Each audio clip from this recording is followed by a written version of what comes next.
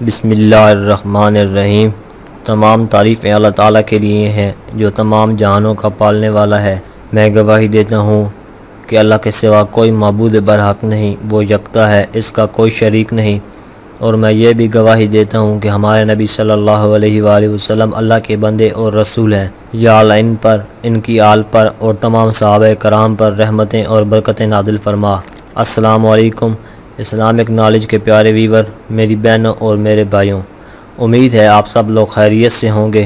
दोस्तों, आज जिस टॉपिक पर हम बात करने जा रहे हैं वो है शोहर को नाम लेकर बुलाना कैसा है, इस्लामी शरीयत इसके बारे में क्या कहती है। शोहर को नाम लेकर बुलाने में कोई मुमानियत नहीं है, मगर इसको तुम और तू करके ना बुलाया जाए, बल्कि इसके सामने और इसके पीछे इसकी इज्जत की जाए, इसकी इज्जत वाला मामला रखा जाए। और तू और तुम कहकर बुलाना अदब के खिलाफ समझा जाता है।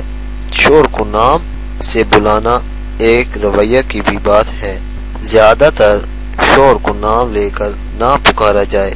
अगर ज्यादा फ्रेगनेस है तो नाम लेकर पुकारा जा सकता है, इसमें शरीयत कोई सख्ती नहीं करती। अच्छा यही है कि शोहर की इज्जत की जाए और उसको तू और तुम कहकर ना बुलाया जाए। आज की ये वीडियो अगर आपको अच्छी लगी हो तो वीडियो को लाइक और शेयर ज़रूर करें और अपनी राय का इजहार कमेंट में करें।